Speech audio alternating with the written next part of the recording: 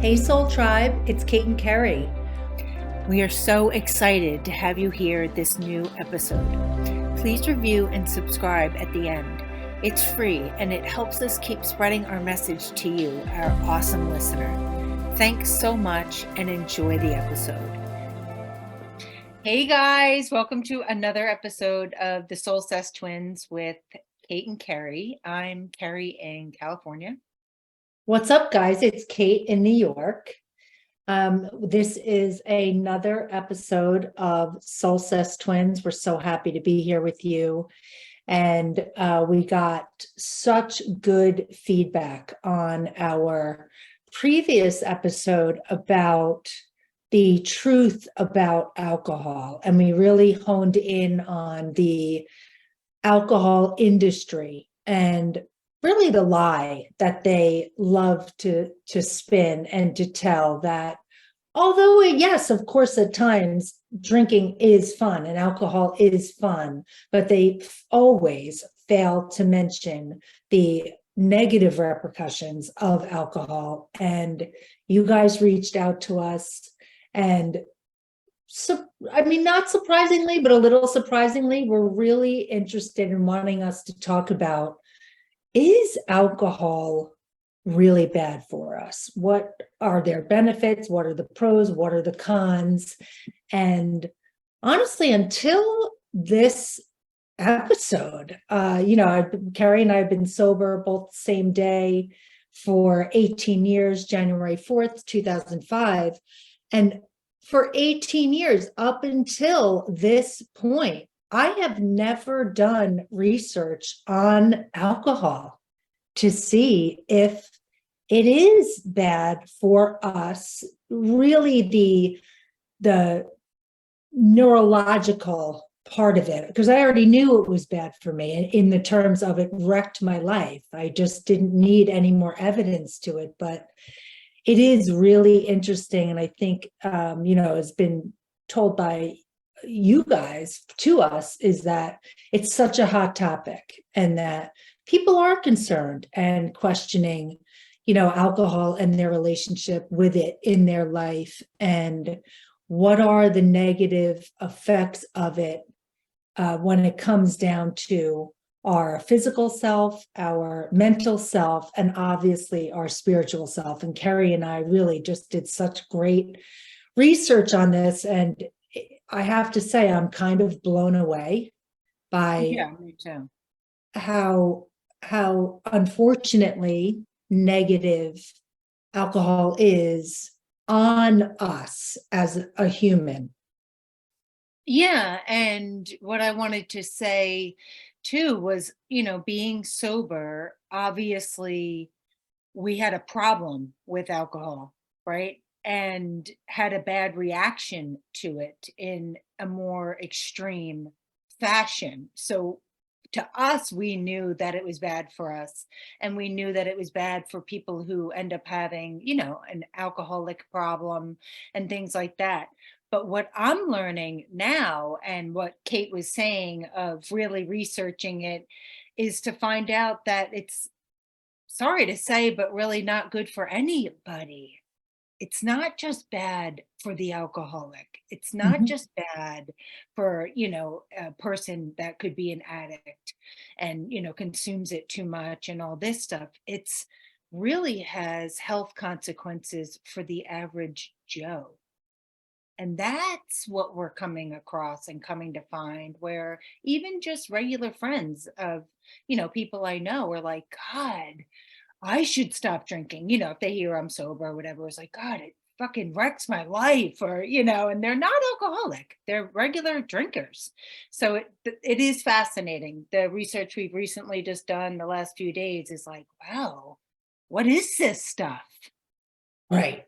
Yes. And I and Carrie want to stress, and we'll probably stress throughout the episode, we do not have an opinion on if you drink or if you don't drink. It's really no concern of ours. We really, not that we don't care about you, but we don't care. We don't care if you drink or if you don't drink. This is really informative. This is information for you. And the whole reason why we are doing a podcast is to do research, whether that's our own experience and or what's out there for us on a scientific basis, and give it to you. That's the whole point of this. Yeah, it's really just to converse, have a discussion, open up our minds to, what we are doing or what we aren't doing and why. It really is just really more conversational and informational than anything else. This isn't about drinking or not drinking. It's just about the information about what alcohol is. Like, that's it. So truly go and have a drink, like, if you want to, while you listen. It's completely we Yeah. don't care. So yeah, with that said, also what's been so interesting is to uncover why it's so prevalent in our experience, right? So I wanted to go into that as well. Like, it's so common, like, it's just we associate alcohol from a very young age, with everything that we do as an adult, right? And I certainly remember growing up and seeing the adults, like, what did they do? It was all about getting together and drinking. No one was really going out and, like, going bowling together. They weren't like at night. I mean, here and there, but there was drinking involved. Right. Actually, yeah, and even getting together for a sports game. It was drinking involved to enjoy the sports. And so there's a long history of how this cocktail, it runs deep in our society and our culture, to where it's like it's baked into it so much that it is hard to wrap your head around not doing it, Mhm. because it's so prevalent. And so we wanted to break that down too. It's like, it's not unusual for you to think, I can't not drink again. I mean, it because of, the history with it. And believe me, when I got sober, I was like, I could never go to a wedding again. I could never go to a party. I could never go outside. It's over. Yeah, yeah, or get married. Meanwhile, like there was no boyfriend in sight. But that is the things that you Ah, think about, just, your life is over. And it is so normal to be conflicted and so highly charged, because it is such a huge threat to lose it, because it is how we associate connecting with people. It is how we form together. And like, we get like this sense of belonging with each other. And I totally get that. I experienced it. It was definitely a very real fear for me coming to the end of my drinking. Like, how am I going to, well, like you said, Carrie, go anywhere, have but also, any friends? yeah, relate to anyone, be with anyone. And, for me, it just came a point where I didn't give a shit. Like, if I was by myself for the rest of my life, then so be it. If I so long was not drinking anymore, because for me, the benefit was no longer there for drinking. Those little moments, those couple hours at night, the next morning really started to outweigh the everything that comes along with alcohol when you do drink it over time. Just gets worse and worse, and that started to weigh on me way more than the small benefit. And I just wanted to talk about that, like, really losing friendships and thinking that you're not going to have this connection that we all so much crave for, right? We all long for that. We all long for connection with other people. And there is some truth to that, right? So like, yeah, when I'm out with friends and, we're all around the table and the waiter comes over and we order a drink, there is that moment of when I'm ordering, they're ordering a cocktail and then I'm ordering a Diet Coke, or I'm ordering, my club soda with a splash of cranberry. There is that disappointment. There is that lack because we seek connection and we want to do things that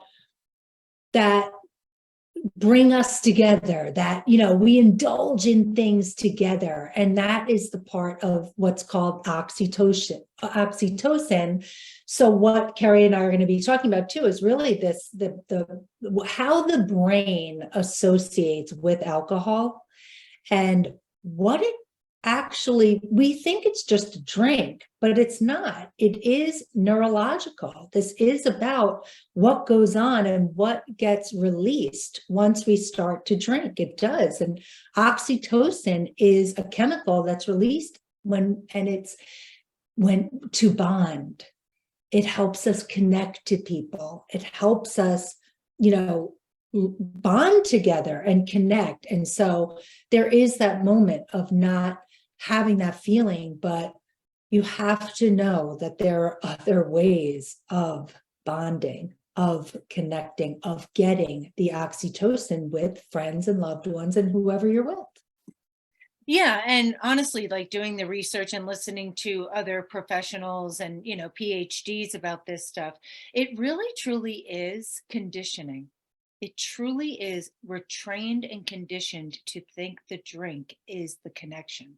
Mhm. And without it, you're missing out, or you're not included, or you're somewhat like, like it's a negative connotation if you don't get a drink. And it's really because of our culture and our society and the way it deems and looks at alcohol and glorifies it and just puts it on such a pedestal that when you're not doing it, yeah, of course you feel left out. But when you really see, like, oh my God, we're just trained to look at it this way, the connection should be with the people and the person you're around, right? And what you're doing. And with just yourself, it really has nothing to do with the drink.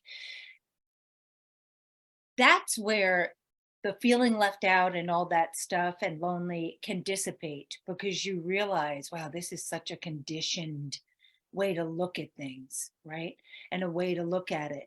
So that was really fascinating. And also just it shows just how much is behind alcohol on if we don't drink it or not, on how it's looked at, Mhm. right? Like this, like, oh, it's sad you're not drinking, or right. So it's just like an all a perspective and a point of view.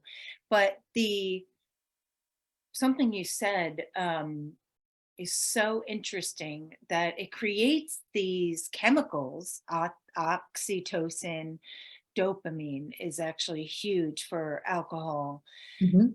but it wears off.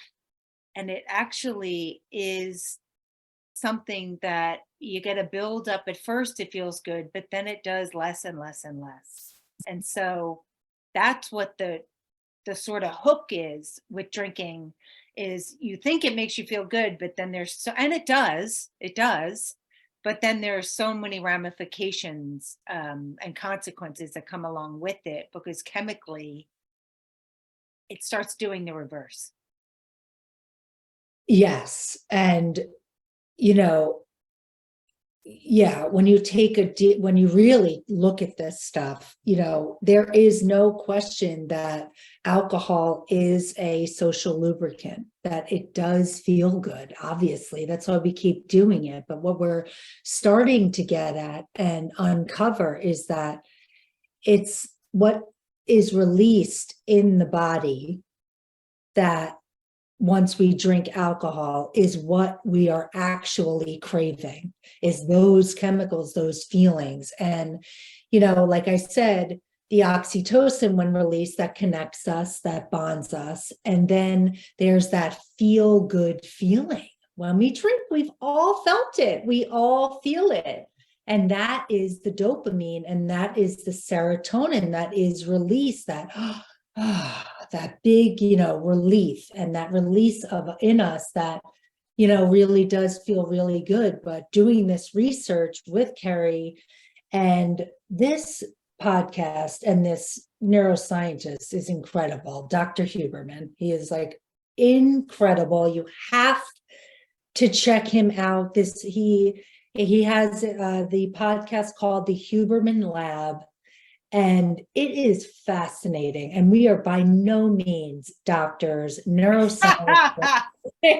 Honestly, though, when I do listen to it, I'm like, there's another thing that I wish I did. Like, it fascinates me. Like, I am so into this stuff, and just the stuff, meaning when we ingest anything, what happens to our brain, and what is positive for us and what is negative for us, right? So I also can't believe that some people drink, like Huberman. He was like, I don't get that from alcohol. He's like, I get, and I'm like, are you kidding me? Like when I first drank, like just so people know, like I literally was like,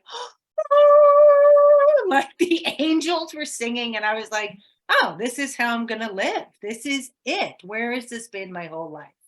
Like, and he was talking about the different reactions because the different brains that we all had, that's why. And that was fascinating too. The reaction to alcohol can be so different for all of us. So we're talking to ones that gravitate more towards the holy grail of it and that want, more help with, sort of understanding it and why, that we're so attracted to it and like it so much, when it really in the end hurts us as well, is really probably more who the listener is that's going to enjoy this episode or get something from it. But it's fascinating that some don't, some do.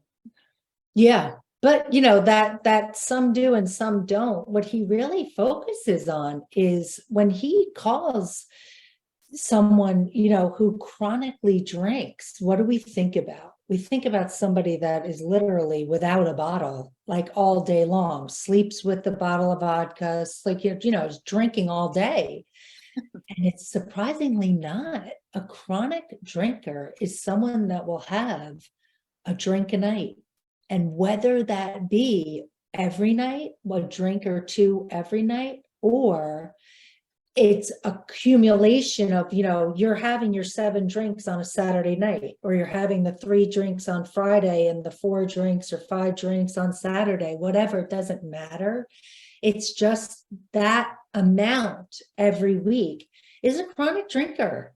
And, do we like slam the gavel down and like, oh my God, like, now you're labeled a chronic drinker? No, it's just a name. It's just a word that is used when alcohol is used on a daily and weekly basis. That is chronic drinking, according to this scientist, Dr. Huberman, and a host of other scientists. I wanted to also go into now, we're going into, this is not a moral issue. I just remember when I started to contemplate, my drinking, and saying to myself that, all right, I'm only going to have one tonight, or, only a couple. And I didn't stick to my limit. And I woke up and I would say, God, what is wrong with me? And think I was like a bad person, because then the self-shaming comes in. Because, by the way, no one else is shaming you, because everybody that's drinking is having the same shame, guilt, remorse. They're just not talking about it.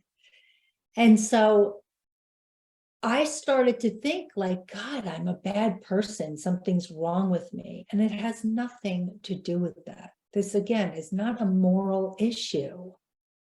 Yeah, I just think it literally comes along with the alcohol. I mean, it is like a package deal. If you're going to drink, you're going to have the oh-nos and the anxiety.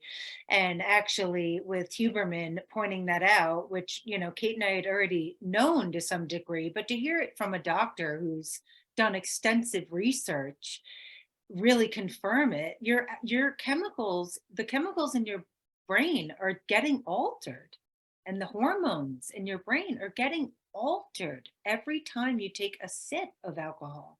So, in that heightened state, it makes sense that the next day that crashes down and you're waking up into that, that change, that brain chemistry change, and you're going to feel it, right? I mean, that makes sense. So, that's really what happens.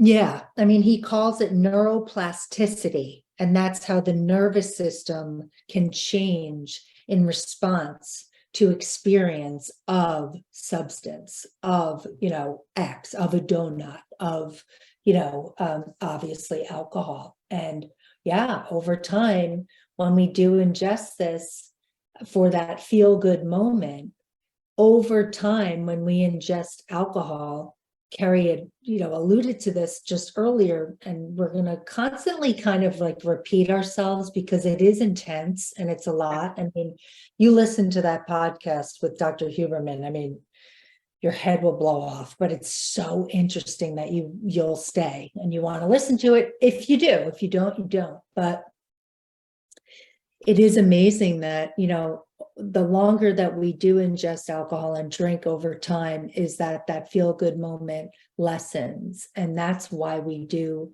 drink more. That's where the tolerance comes in, because we're just chasing that feel good moment. And I thought that was so interesting. Like when you go to a party and you have that first drink and you're like, there it is, like there, and then it starts to wane down. So it's not that crash. It's just starting to dissipate, starting to wean off. So then you have another drink. All right, I'm there. Not as high as the first drink, but good enough, good enough. And you go out throughout your whole night and you drink again, because the levels start to wear off of serotonin and dopamine and all of the happy chemicals that we're all chasing, right? And it's just so interesting that, what we think the high is slowly dissipating over the course of our life while drinking.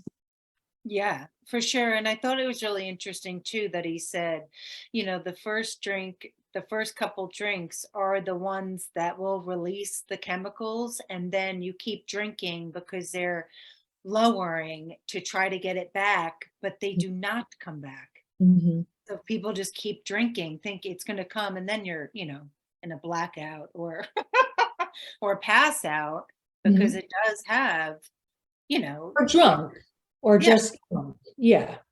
Um, something I was going to say, but I don't remember. Yeah. Yeah. Then wanting to talk about too, what happens with this cycle of alcohol, because when I was drinking, and I did not drink every day, I was probably, what I would call, and Carrie and I would call, as a weekend warrior. I would make sure, like, just come on, struggle through the week without drinking, like wearing off my hangover from Sunday night, Saturday night, whatever. It depended on where I was along in my journey with drinking. But towards the end was definitely Sunday, possibly into Monday. Are And you, Kate? just struggle through during the week when I was calming down, or over the weekend when I wasn't drinking, is when the stress levels were so much higher. And I would say that's why, and Dr. Huberman brings this up too, but this is my real life. This really happened to me. I would say, be so stressed, not drinking. And I would say, like, oh my God, I need a drink, and take it, and then it would calm down. That's that cortisol, right? Like, it's so out of whack and all of that. And Carrie, you talk about that so much, and it's so true, is that I never knew alcohol was the cause of the stress when I wasn't drinking, because alcohol throws all of our chemicals, all of our neurotransmitters, all of these internal things in our brain off. Or alters it, doesn't turn it off, but alters Throws it, it off. throws Throws it it. off. Exactly. which is so fascinating because then you think you need alcohol is the thing that's going to relieve it, but it's actually the thing that's causing it. And it's fascinating. I mean, it really is. And it's like the cortisol will get raised, right? What does he call it? Baseline. So your baseline is raised now so that when you're not drinking, you're more stressed out. And what will bring it down is a drink. But if Mhm. you just kept going on not drinking for 5 days, your cortisol and adrenaline would equal out as well as your serotonin. Mhm. Your own natural chemicals start to regulate and even out, and you would start to feel better and better. But people are trapped in, we get trapped in that I need a drink. It's the only thing that, oh, and it's my big reliever. And when the day is over, I need a drink. It calms me down and all this. And sure, it does, but it's what's causing that feeling of needing to calm down from. And it's just, that's the cycle. That's the trap. Yeah, I mean, it just is so fascinating for me, just because I really didn't do any research on it, just because it was, I just knew it wasn't any good for me, and that's as far as it went. But unfortunately, the research that is coming out is that alcohol, when ingested, one a drink a night, or like I said already, but wanting to reiterate, because it is important that when we're talking about drinking and when it really negatively impacts us, is 1 to 7 drinks a week will do the trick. And Just one. yeah, just, I mean, what the stats were over time. Dr. Amen talks about this. There's Dr. Huberman, all of these doctors, these neuroscientists talk about a drinker. And I just indicated what that means. Chronic drinker, occasional drinker is somebody that drinks 1 to 7 drinks a week, right? That's a chronic drinker. And it does reduce the lining in our brain. Dr. Amen talks about this. You can look on Instagram, Dr. Amen, Amen, Amen. And he talks about somebody, somebody who drinks, your brain shrinks. It's just a scientific fact. Yeah, the gray matter and the white matter um, gets completely, it gets diminished. And also, I thought it was fascinating how alcohol it increases your cortisol and then it also alters your impulsivity Mhm. response and your habitual response, right? So even when you're not drinking, so when you're not drinking and you're feeling more stressed and more just sort of anxious and impulsive and all this, that's an effect of alcohol, Mhm. not drinking, right? So I thought that was really fascinating that even when you're not drinking, your impulses, right? Like, you just buy this stuff. You notice you just like buy more stuff randomly and impulsively. That's an effect of alcohol. I mean, of course, not every single person drinks but I'm talking about like when you're feeling that sort of like erratic impulsiveness in your life, it's from alcohol, it's from drinking, even when you're not drinking.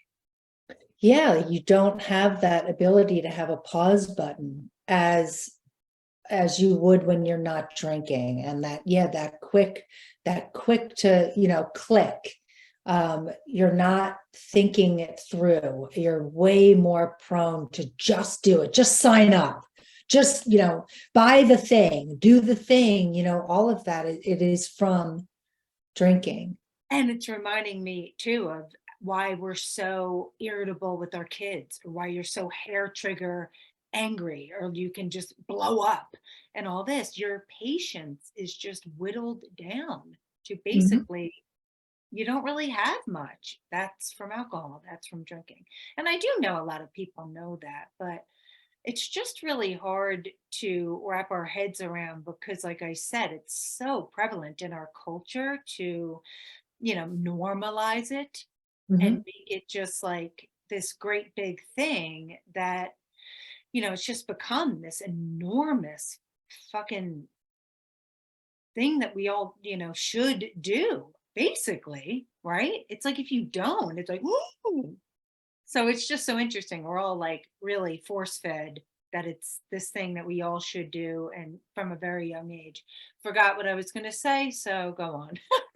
Well, and then too, to prepare for this episode, just talking to like, just like, honestly, I was so grateful to get just basic like acquaintances, not even like close friends, people that I know, but it's not even really know, but we're so forthright and honest about answering this question, because it really is, this definitely intrigues me and I find fascinating, because I don't know and I didn't know. And obviously this is a, a little tiny scratch of the surface of what research would indicate. But the people that I did ask of about the effects of alcohol, about the next day, about, my question was, when you do drink, so these were people that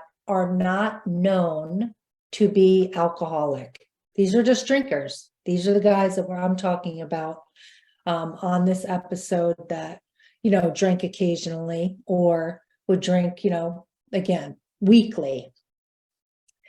And I said, and I asked, because again, Carrie and I are 18 years sober. I don't have any experience with drinking alcohol as an adult, as a real adult. I don't find, up until 29 years old, I still felt like I was 18. I mean, that's like a baby compared to how much life has happened from 29 to 47.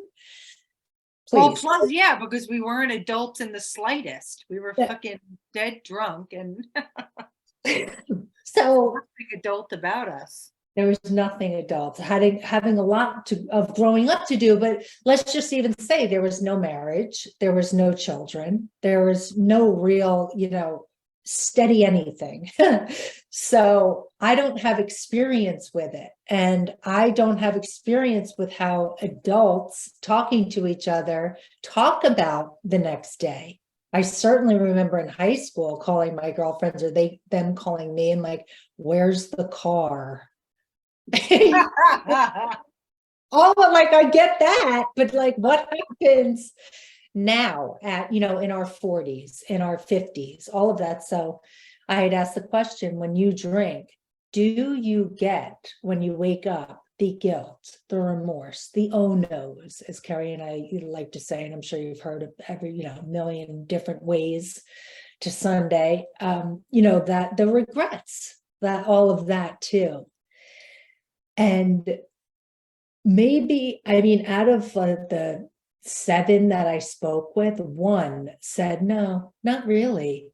But all 6 of them said, of course, I get the guilt. Yes, I get the shame. That's the whole debate, right?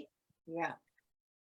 And it just amazed me. And I was like, wow, okay, so that's not an alcoholic. That is not someone that is classed as an alcoholic. That's a regular drinker getting these feelings when after they drink. And I also said, but is it ever spoken about? So when, we're adults, we're in our 40s, we're in our 50s, we're in our 30s, whatever. We all, you go out drinking and the next day you say, man, my God, I feel like shit. You immediately think about a headache or, a little like, woo, a little woozy stomach. No one ever talks about, man, I feel like shit. And that meant I'm really feeling shameful. I'm really feeling guilt right now. I am really regretting what I did last night. 6 of those people say that's never spoken about, because then that's not cool. I was shocked to hear Well, I mean, I am and I'm not, that like being hungover was a cool thing. Well, yeah, that remember we used to just laugh about it, of course, with friends and stuff, like, oh, I'm so hungover and oh, right. But Yeah, we were in our one, 20s.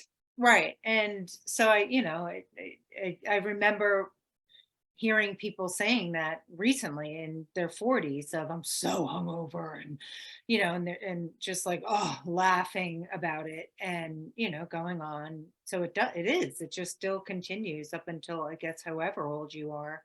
um but because then if you're saying I'm so shameful, I feel so guilty, and I'm sure people say that to their very dear friends or whatever.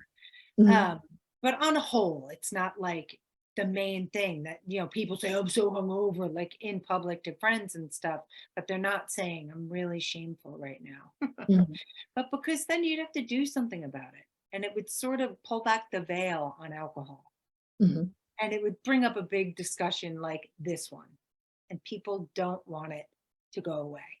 They want to still keep in the drinking, which is fine. But that is why it's not like front and center.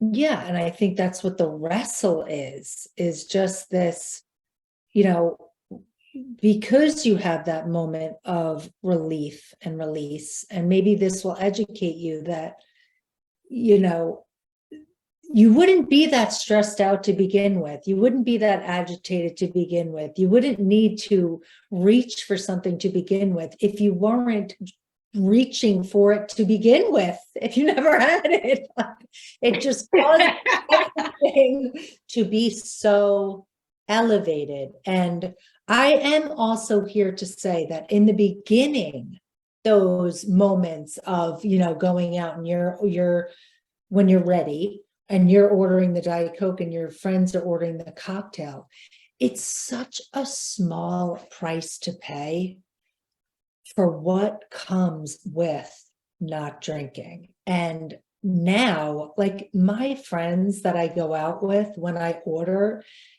yeah, maybe it does happen for a second. I definitely sometimes can feel like, because I'm not getting that connection with them. But it's a split second, and I guarantee my friends today, who are chosen, by the way, I don't engage with people that like I don't choose to be around, that they're not getting the connection, the bonding in another way, which is more genuine. Those are the kinds of people that I'm around that want to be in a more genuine way. I did not start out that way.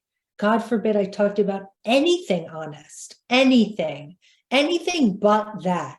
Shut up. I don't want to hear it. Like, this is all good times. This is all surface stuff, because I wanted to drink. I just wanted to hang out. I wanted to have a good time.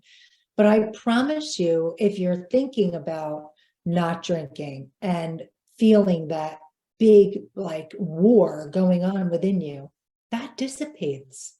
It really goes away. And I think so much of it is what we really are reaching for is this wanting to fill this hole of loneliness that we really all feel. That is the connection that we're really looking for and thinking it's outside of ourselves. Yes, we love to connect with people. We love that bond. We're all talking about that. Friendships are so important, but we're also missing the element of connecting and bonding with ourselves.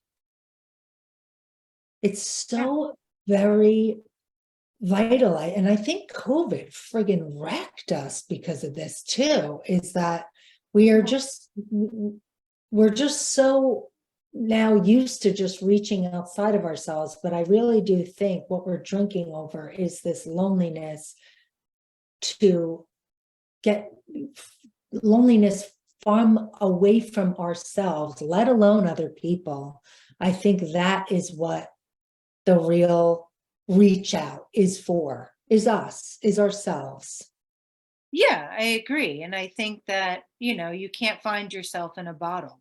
I mean, you just can't. It has to come from the work. And, if you're drinking a lot and around people that drink a lot, I just don't think that you're really being that introspective and having that connection, which is where you can feel so lonely because you want it and you think you should have it while you're doing this fun thing, but it just isn't where it's had. It's really a deeper experience than that. And I do think that we're all craving it.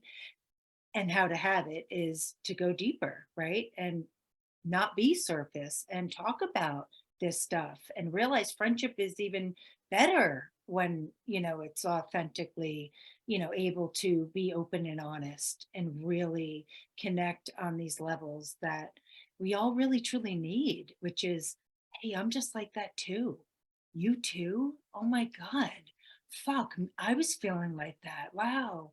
Right. And so I think the wrestle with alcohol and should I drink, should I not drink, why am I like this, is because it's deemed so amazing, but then you have all these troubling thoughts with it that you think you're the only one having them, Right. but you're like, well, what's wrong with me? This thing is so cool and supposed to be so amazing, but then I want to kill myself the next day, or I'm really depressed or anxious or down. And it's like, we're all supposed to be able to do it because no one's really actually truly talking about the pitfalls of it. And Mhm. so you think you're the only one. And so that's the conflict of like, I just want to be that girl who drinks and is able to have one or able not to, or able, and I just don't think that exists with alcohol. I think it's a package deal. And I think the brainstorm comes along with it, and everyone tries to rationalize their way around it and make sense of it, and are in this torture chamber about it because of the altered states of the chemicals in our brains. And that's why it's a package deal. You can't avoid that. I mean, it's like the science is there. It changes your brain, and that's it. And that's fine. You can still drink. I don't care. I'm talking about the actual effects of alcohol on the brain and why it seems to be so conflicting. Yeah. It's Yeah. supposed to be so good and cool, but then this thing is really hurting me and I feel like shit. And I don't know, I shouldn't be, should I? If this thing is so great? Yeah, you do, because it affects us. Yeah. And that's exactly what I was saying, is that we're not really talking about the effects of alcohol. It's not, it's because we want to hang on to it so bad, but the evidence is real and it shrinks our brain. It changes. And that there's that word again, that neuroplasticity. Like alcohol is changing our neurotransmitters, like it or not, in our selves, in our cells, in our bodies, in our brains, the way that it slows us down. It causes memory loss, causes confusion, like Carrie said, irritability, causes depression, causes us, all of the self-doubt. I mean, what the host of problems that come with this thing. Again, super fun, super good time, but over time, that good time, unfortunately, lessens and lessens. It just does, which is why you probably drink a little bit more and a little bit more, because it doesn't work. It doesn't And work. and why the conflict increases. Right. Why thinking about it more and more and more on should I drink, should I not drink? I'm not going to drink. Dry July, sober October, all this stuff. It's like because it doesn't work. It's like Mhm. it's like Johnny Good Times for a few years, and it's like and it's over. And Yeah. we just think it, should be an everlasting thing because it's not truly talked about, the effects of it. But yeah, and to get into that too, it's like just how it really, and everyone knows this, I'm sure, but it like annihilates your prefrontal cortex, which is the decision making, like like where you truly have sound mind and are making decisions that that you could make that are good for you or bad for you. And that's why, when people start drinking, the voices get way louder. You say things that you would never say without the drink because your decision maker is down and it's not running through the social, okayness of whether I should say this or not. It's just Mhm. sort of bleh. And also it affects your hippocampus, which is your memory. And so that's why people go into blackout and or don't remember what they said the next day and all this. It shuts that part down, Yeah. right? So it's like, fine, it's fine, have a good time, go and drink and all that stuff. But all that is what's happening, right? And yeah, it's just wild. It is wild. And what the effects are in the body with alcohol, unfortunately, with the brain, alcohol interferes with the brain's communication pathways. That's what we're talking about. And it can affect the way the brain looks and works. And these disruptions can change our mood. That is a lot to do with the serotonin and behavior. And it makes it harder to think clearly and move with coordination. That's why we get sloppy, we get out of balance, we got to start to hold on to things while we're drinking, is because our fucking brain is shutting down. That's what's happening. And even with our heart, drinking a lot over time or too much on a single occasion can damage the heart, which causes cardiomyopathy, which is the stretching and drooping of the heart muscle. And it causes irregular heartbeat. It obviously, leads or can lead to stroke and high blood pressure. Forget the liver. I mean, that's where the liver just takes an absolute toll. We all know about cirrhosis and alcoholic hepatitis, or what they call too fatty liver, over time. Like and by the way, no one's like discriminated against with these ailments. That alcohol will come to get you if we don't start to pay attention to it. And also, what was fascinating and has been documented is it increases breast cancer in women from 4 to 14%. That's enormous. So, you know, also too, though, I thought this was really fascinating. And, like Kate and I do want to stress, like, we're not trying to demonize it. We're just telling the truths about it. That's Mhm. really it. And I Yeah. also thought it was fascinating how another, podcast we listened to when they were talking about the effects of alcohol and all this stuff, how they had to keep saying that. And it just was so like such a spotlight to me on our culture and our society and how we've all been conditioned and trained on like, be careful with this thing. Like it's so baked into our entire experience that everyone has to sort of like be on eggshells a little so not to piss everyone off or say you can't do this thing.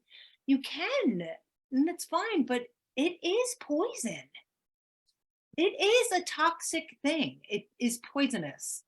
Yeah, I mean, it's just the same thing when like cigarettes were coming out, and that all of a sudden, we realized that cigarettes were like, causing everybody to die with cancer and lung cancer and all this stuff. But we still did it. I mean, even when like, I started to smoke at 13, 14 years old, the warning on the cigarette pack was there. I smoked anyway. I needed the outlet. Totally. I needed it at that time. So yes, we can be armed with all this information, but that doesn't mean you have to do anything about it. It's just, or that you have to do anything about it now. It's just good to know.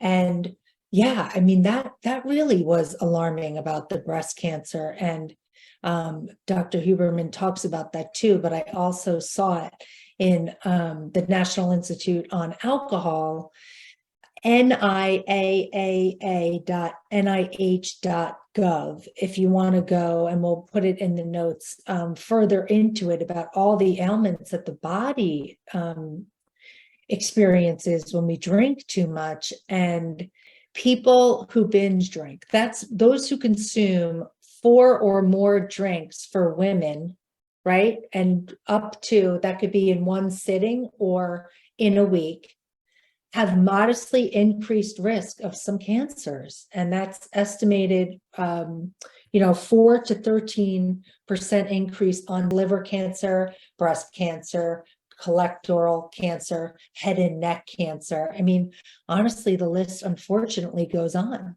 And also with our immune system, drinking too much can weaken the immune system.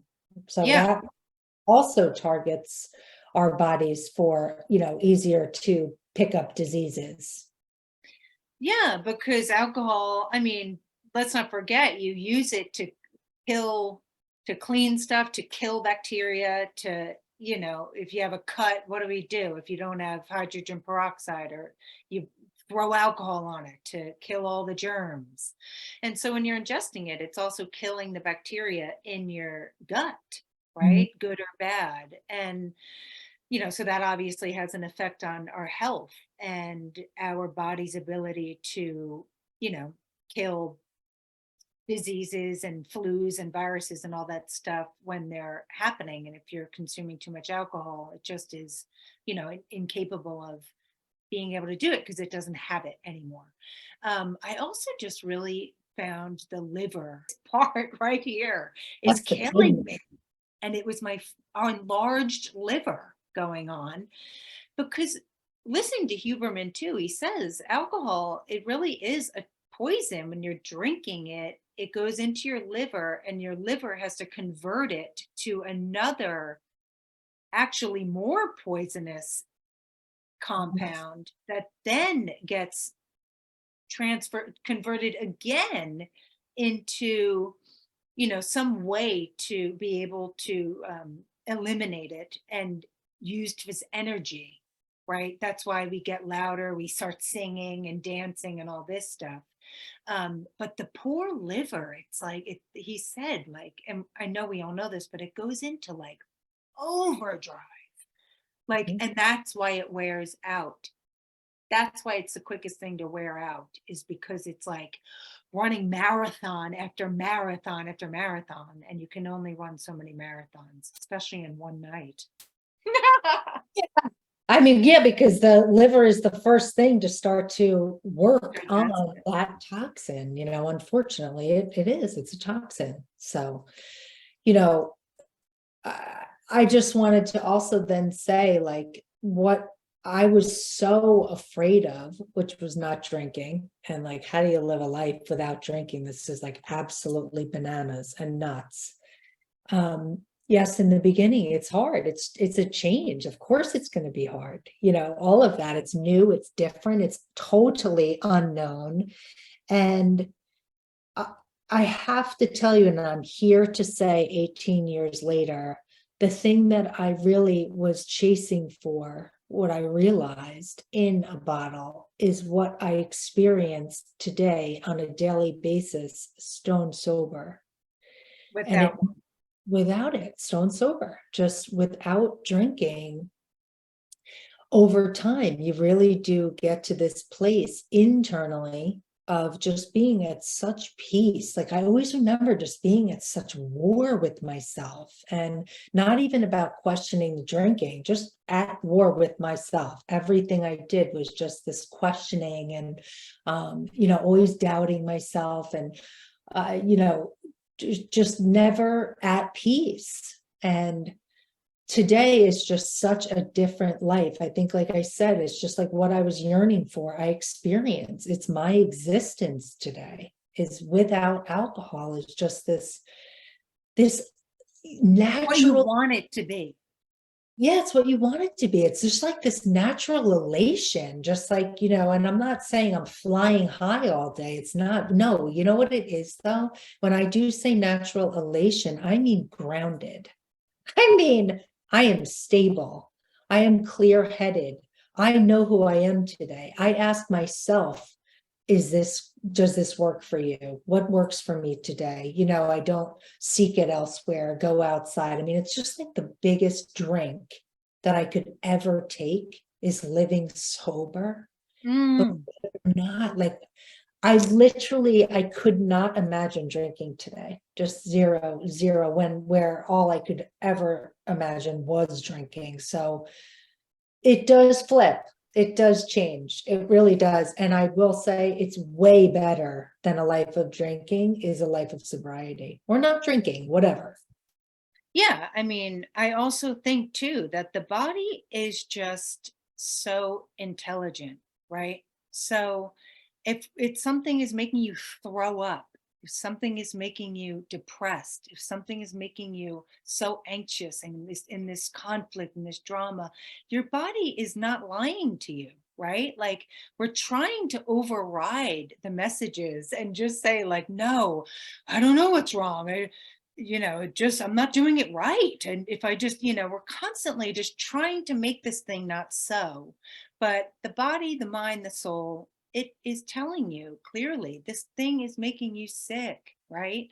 And for those that do want a different experience, it truly can be had. And the life that I was trying to get, like Kate said, the life that I wished I had, the girl that I wanted to be, the cool girl or I'm not cool, but I mean, the girl that I wanted, I have found in sobriety or Mhm, just not drinking, right? And so I was able and I'm able to get filled up sober.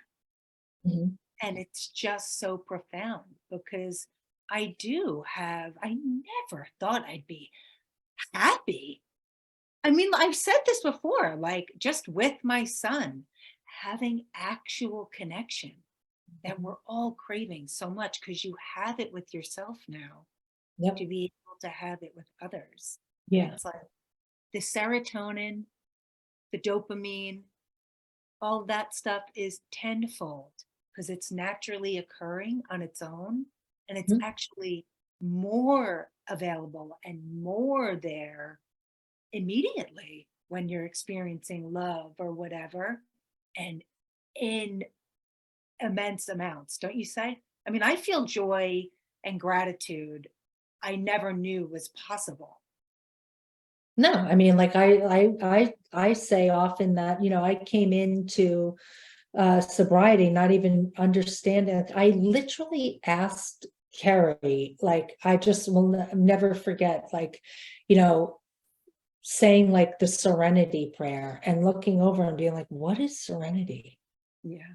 I mean, it just did not exist in my life. I couldn't touch it. It was so far away from me. And, here it is today, like right here with me. And I think today's episode is really about understanding or trying to understand, like, why are we wrestling so much, and to say this is not about willpower, this is not about control and trying to control it. We have to understand that we're dealing with a human element.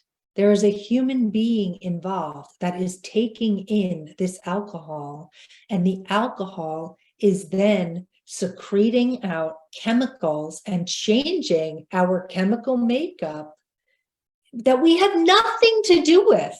There's willpower it has no shot at this. There's zero shot at controlling what happens to us, like, on a neurological basis. It's like a hopeless rat race that you just will never win. And the evidence, is out there. Again, like, this is just information. It's actually fascinating for me. It's new information for me too, to take in, and we can do whatever we want with it. But the evidence is showing, what alcohol actually truly is, and just what it does. Like, separate it from, like, your the personality or the thing that's talking and all. Just look at us ourselves objectively as an actual, like, as anatomy, as a brain, and just understand, like, okay, when I put something in it, doop, doop, doop, doop, doop, doop, doop, it changes and you have nothing to do with it. Yeah, exactly. I also wanted to say too, why I keep stressing that it's cultural and societal. It actually has helped me so much to realize that, like, because of the conundrum of, but we should be liking this and we should, be able to do this with ease and no problem. And taking a step back and realizing just how conditioned we are to think that and believe that has lessened, like, oh, it makes me feel better to be able to just order a mocktail because I'm like, it's just conditioning, right? Just even doing this research and has had me so like, oh my God, grateful and like, I'm grateful even more so than ever to not be drinking and all this stuff. But I also feel less separate. And I've realized that loneliness and that separateness is conditioning because we're all so believe connection comes from drinking together. Also wanted to say it is so prevalent to at the end of a day or a birthday or getting together, to have a drink and all this and to notice an urge or a craving to be able to come home from work, right? And say, oh, I just want to drink, to see what's underneath if you don't want to, right? If you want to get further and get curious on your drinking and like, why am I doing this if I really don't want to? Look what's underneath it. And then just start to realize, like, actually, I really want some company right now. Actually, I really want a hug. Actually, I just want to sit down and or take a bath or I want to cry or make a mocktail. Have the same thing, but the connection is that the alcohol, it's in the bottle and it is not. You can still get your relief at the end of the day, just noticing what it is you actually want. Yeah. And also too, like, oh, I'm lonely. I want to connect with someone. The someone is a lot of times you. You Yes. want to connect with you. And I think we're so Yes. afraid to do it, but it's baby steps. It's little moments at a time of just allowing yourself to not be so afraid of yourself and just Yeah. sit, like, yeah, if you're going to go on a walk without music, just like see what you're all about, see what comes to mind, see what you are wrestling with, and maybe also see what you actually genuinely enjoy doing. Like, do we ever, like, I feel like we've missed that. We've gotten off of like really asking ourselves, like, do I even like want to be, do I even like concerts, do I even like want to go wherever and here, like, let's connect to ourselves first, and yeah, to others in a more organic, authentic way, because I guarantee you will get so much more out of the relationship when we're not putting artificial things and stuff in between us. Yeah. And then you get to see, like, do I even like this person? Like, are Right. they an actual friend? No, they're Yeah. a drinking buddy and they're somebody that I can just sort of, okay, be able to drink with, right? And also too, if they're not, they are a genuine friend and they, drink a little bit or, if they're a heavy drinker, chances are it'd probably be a little hard to be around. And if you're not going to drink, you're not going to have much in common. But when they are a little bit more of a friend and all this, and they pour a drink and you say, no, I'm not going to drink tonight, the connection's not lost there. The connection's not the drink, it's the person, right? Mhm. So it's like, oh, I can't say no. They're gonna pour one. Can't say no to it. It's like, yes, you can. You're not saying no to the friendship. You're saying no to alcohol and yes to them. And you're still there and go on your walk and do your thing or whatever, hang out, right? That's what I'm saying. We're so trained and conditioned that alcohol is this thing. It's like it's fucking not. I know. And like, just try it. Like, just go out, experiment, and go out one night when you're out to dinner with a friend or a few friends. And the waiter comes around to you and you say, I'm just going to have a Diet Coke. Okay. And he goes on to the next person. And guess what? You didn't blow up. guess what? The whole table didn't stand up and storm out of the restaurant. Like, you'd be amazed that, like, a lot of times no one gives a shit. Yeah, and also too, allow yourself to have fun in it, right? It's like, oh, my fun isn't, you're not ordering fun. Yeah. The fun is in you, Yeah. right? And so now actually you reminded me, like going to a concert. I went to a Pink concert. I had the best fucking time. It was insane. I was like crying with joy because Yeah. I love her. She put on a show. Or Phil Collins. I Oh, mean, the radiating of feelings that I had from those concerts. It's like we think our life is over. It actually begins. And it feels what we're looking for it to feel. yeah, like you're not awkward. You're not at a concert, I mean, of course we have our moments of loneliness. Of course we have our moments of awkwardness, but overall, like you're really taking in the activity you're doing. And I just remember so many times like being at a concert and drinking and being with, friends and who were friends, but that hole that was in me of just like something is missing. And really the something was missing was It's getting to you. know me. It's Yeah. me, it's you that wants the connection. And at the end of the day, that's what I think here's the flip of the coin, and it's so attainable. It's so attainable and it's so true. I mean, it's just hitting the nail on the head. What you're really just trying to have is the connection with yourself. I mean, it just is so true. I also wanted to say too, hearing Mel Robbins' podcast and her saying, at the end of the day, I can't just keep the craving to just relax with a drink. Oh God, I can't imagine not having that. And the woman she was interviewing was saying, well, you could have something else or, do something else. But that's really just replacing the urge with another urge, I don't have an urge anymore.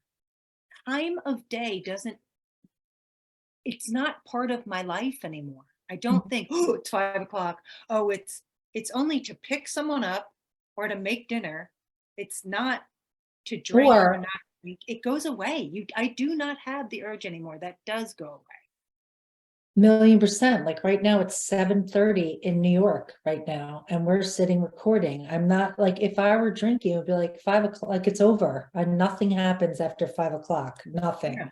nothing. Yeah, And yeah. it's 4:30 here, and the anticipation that can come with a drink, right? Of like, oh, I'm gonna have to drink soon, or we're gonna go to that party, or you know, I have the anticipation still, but to see my son, he's gonna be home in a little bit. Like all these things, like it's still you still get that good feeling, but about the thing you're actually gonna do, or the person you're gonna see, like you still can feel all those things without a drink. And you Does that feel make it. sense? Yes, it makes sense. And you feel it way more. It's just at such a genuine level. You're like genuinely pleased, you're genuinely happy, genuinely joyful. And this stuff takes a minute to just your body to get out of the habit of just associating Yeah. so much of this shit with alcohol. And plus, your body's in memory of it, of Mhm. saying, oh, I love that drink.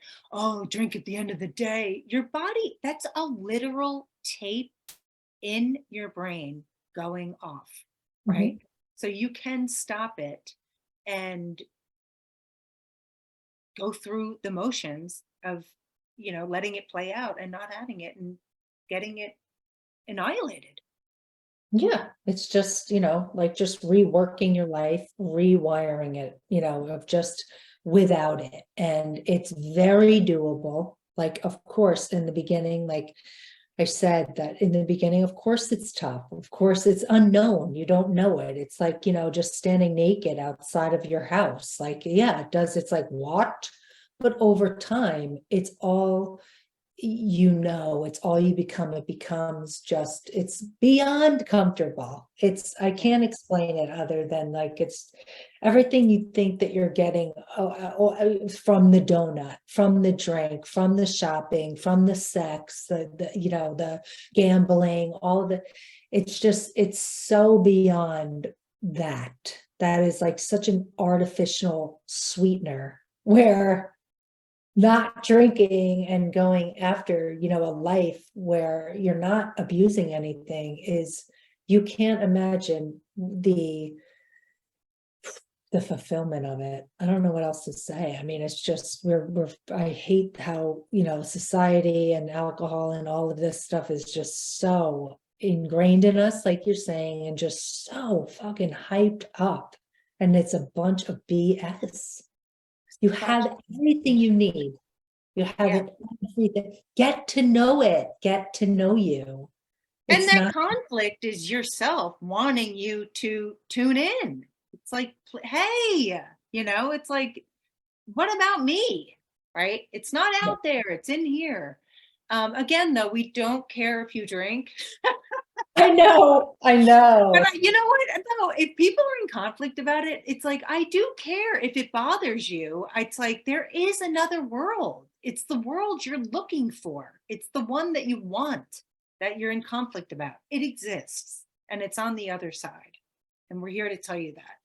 And doing this research stuff just has me so much more grateful of like, fuck, man, this is like amazing, right? So it's put a bigger pep in my step, and I just have gratitude for it. It's fascinating stuff. The work is worth it. I mean, honestly, I'm fucking like, it's about time I'm ahead of the curve on something in my life. Seriously, it's just it's amazing. And I do feel the switch of like, when someone says now, do you want to drink? I say, I don't drink. And they're like, oh my God, good for you. I shouldn't. I wish I didn't. And it's like, yeah. And you don't have to, and blah, blah, blah. But I feel like it used to be like, oh, what's wrong with you? And now it's like, oh my God. Right. So the veil is being pulled back on the bullshit we're sold on this amazing thing. Yeah, I definitely. Someone's sick and throwing up. Or just saying things you shouldn't be saying, doing things you shouldn't be doing. Believe me, I have my tales. Yeah, and that also is what I wanted to say too, is it's definitely times are changing. Like when I am out to dinner and I do order like the club soda with a splash of cranberry and lime, and my friend's like, you know what, that sounds awesome, I'm gonna get that too. And it's like, what? Okay, and drink. And it's like, holy shit, like, yes, I like it only because I like a healthier option, but like whatever. I just this is going to be, and I know that people hate this, but to hear this, but I didn't say it, Dr. Amen did, but alcohol will be the new cigarette in 10 years or less. That's how we will come to know alcohol. So again, don't give a shit, do with it whatever you want, but facts are the facts from neuroscientists, from doctors, that are studying the brain and studying this stuff. And it's real. It sure is. And so are you. And you're worth it. You deserve it. And whatever. It's just hopefully informational and or life-changing. Yeah. If you don't, it will change your life. So anywho, we love you so much. Thanks so much. I feel like we could have said so much more as well. It's such a huge topic. Maybe we will. Thanks for tuning in. We love you. Love hearing from you. Always tune in and check in with us on Instagram at Soulsessed Twins, and shoot us a DM. Just continue the conversation with us. We can't get enough of you guys. So get Soulsessed, Soul Squad. We'll see you next week. Stay tuned, guys. We are thrilled to be here with each other, and feel so privileged to try and carry a message of hope and positive change to one other person out there. So please subscribe and review and share our podcast to reach that person. And follow us on Instagram and Facebook at Soulsessed Twins and get daily inspo and connect with us.